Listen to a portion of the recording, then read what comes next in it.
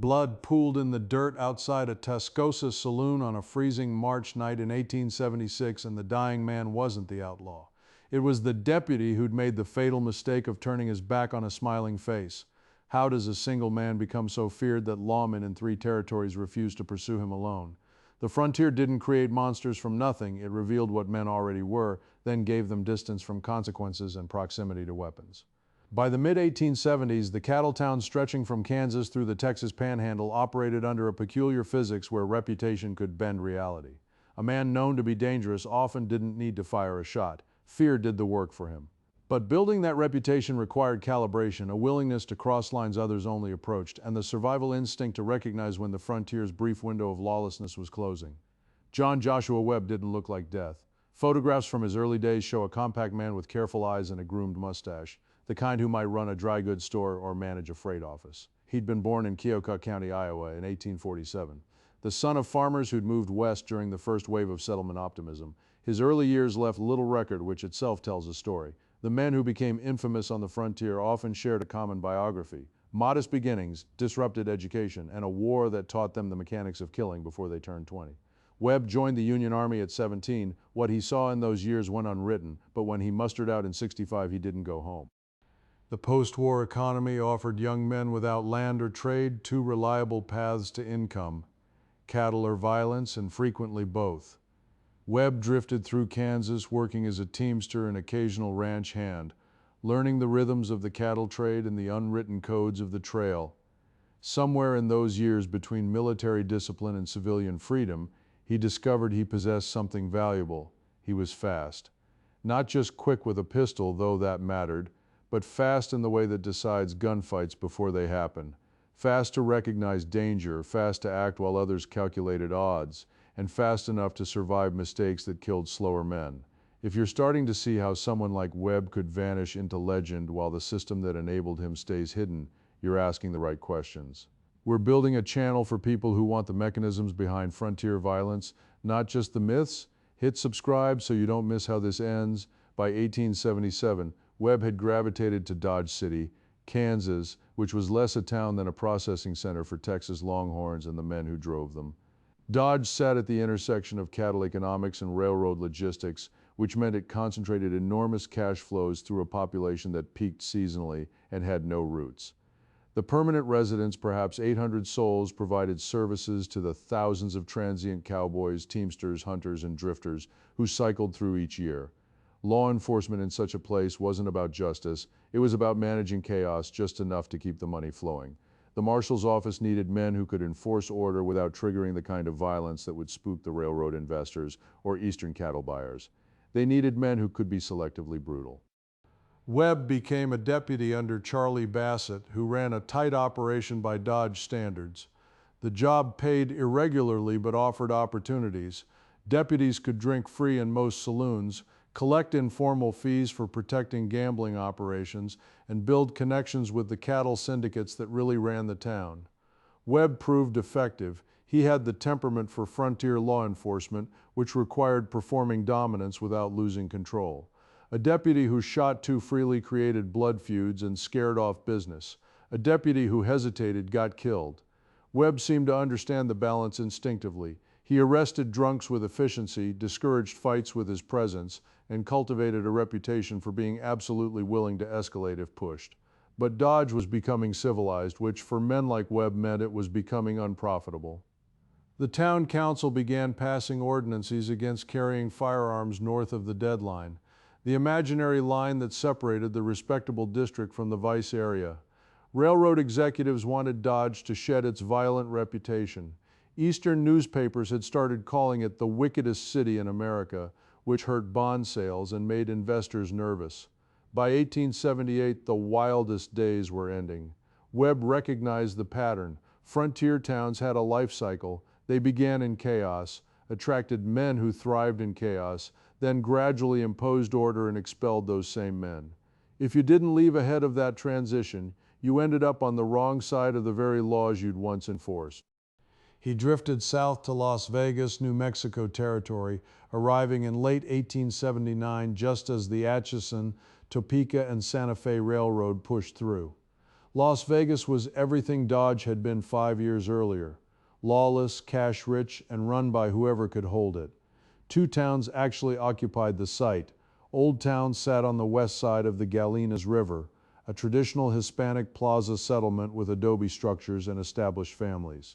New Town sprang up on the east side practically overnight, a chaotic assembly of frame buildings, tents, and saloons catering to railroad workers and speculators. The cultural collision created jurisdictional confusion: whose law applied, who had authority to arrest whom. In that confusion, Webb found opportunity. He opened a saloon, partnering with men who'd followed similar paths from Kansas cattle towns. The saloon provided cover and income, but Webb's real value was his willingness to settle disputes that couldn't go through official channels. He became a fixer, the man you hired when you needed someone hurt or frightened or removed. The work required discretion. A public killing brought attention, but a man who left town after a quiet conversation with Webb stayed gone. He cultivated friendships with the loosely organized group that would become known as the Dodge City Gang, transplants from Kansas, who recognized that New Mexico's territorial status and weak law enforcement created opportunities for men willing to blur the line between legal and criminal enterprise. Then came the spring of 1880 and Michael Kelliher. Understanding what happened requires understanding what Kelliher represented. He was a young man, recent arrival, no significant connections, but he'd made the mistake of publicly disrespecting one of Webb's associates. The details remain disputed. Some accounts claim Kelliher accused a member of the Dodge City Gang of cheating at cards. Others suggest the conflict involved a woman. What's documented is what happened on March 25th. Webb and another man confronted Kelliher on the street in broad daylight. Witnesses testified that Kelliher was unarmed. Webb shot him in the chest. Then, as Kelliher lay bleeding, Webb stood over him and fired again. The killing crossed a line. It was too public, too obviously murder rather than self-defense. The Hispanic community in Old Town, already resentful of the Anglo newcomers and their casual violence, demanded prosecution. The territorial governor, receiving complaints from citizens who'd begun questioning whether New Mexico could ever achieve statehood while such men operated freely, applied pressure. For once the machinery of law functioned, Webb was arrested, charged with murder, and held for trial. His trial exposed the deep corruption that webbed through frontier justice. Webb's defense team included prominent attorneys with connections to the Santa Fe Ring, the network of lawyers, politicians, and businessmen who controlled much of New Mexico's economy through land grants and political manipulation. The prosecution presented overwhelming evidence. Multiple witnesses placed Webb at the scene. The coroner confirmed Kelliher was shot twice, once while standing, once while down. But the defense argued self-defense, claiming Kelliher had reached for a weapon. No weapon was ever produced. The jury selected from a population that included many men economically dependent on the saloon trade and railroad interests. Webb's associates controlled, deliberated briefly, guilty of murder in the second degree. The verdict stunned observers who'd expected acquittal, but the sentence revealed the fix. Webb received a light term and was sent to the territorial prison in Santa Fe under conditions that suggested everyone understood this was temporary. Within months, his attorneys filed appeals claiming procedural errors and jury irregularities. The territorial Supreme Court, staffed by appointees with their own entanglements, with the Santa Fe Ring, seemed inclined to listen. Webb's imprisonment created a vacuum in Las Vegas. Violence escalated as competing factions fought for control of gambling, prostitution, and protection rackets. The town council, desperate for stability, made a fateful decision. They hired a new marshal, a man with his own complicated reputation from Kansas. His name was Dave Rudabaugh, and he'd ridden with Webb before. Records suggest Rudabaugh wasn't hired to stop crime, but to manage it, to restore the working arrangement that had existed before Webb's prosecution disrupted business. The choice revealed how thoroughly legitimate authority had merged with criminal enterprise in frontier towns, desperate for any kind of order. Meanwhile, something unexpected was happening in Santa Fe. Webb, confined but not isolated, maintained communication with associates on the outside. The territorial prison wasn't a modern facility. Guards were poorly paid and easily bribed. Visitors came and went with minimal supervision. In the fall of 1880, as Webb's appeal worked through the courts, a plan developed. It involved timing, coordination, and the willingness of several men on the outside to risk everything. On November 13, 1880, John Joshua Webb walked out of the Santa Fe prison. He didn't escape in the dramatic sense. He simply left, during visiting hours, dressed in clothes an associate had brought, carrying forged papers that claimed he was being transferred. By the time authorities realized what had happened, Webb had vanished into the network of ranches, hideouts, and sympathetic contacts that webbed across the territory. A warrant was issued, rewards were posted. But pursuing Webb meant entering country where strangers were noticed and lawmen often didn't return. The escape transformed Webb from a local problem into a territorial embarrassment. Newspapers in Albuquerque and Santa Fe ran editorials questioning whether New Mexico deserved statehood when it couldn't keep convicted murderers imprisoned. The governor, facing pressure from Washington, demanded results. Posses were formed. But here's where Webb's reputation became a practical obstacle. Few men wanted to be the one who found him. Everyone knew the stories from Dodge, the tales of men who'd confronted Webb and lost rewards. Only work if someone lives to collect them.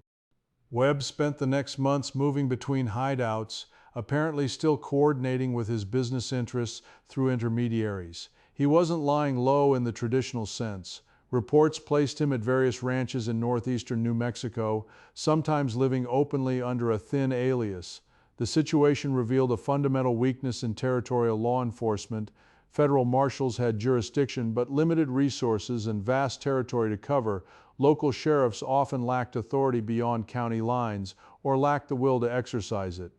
The result was a jurisdictional patchwork where a man with friends and money could remain functionally invisible while living in plain sight.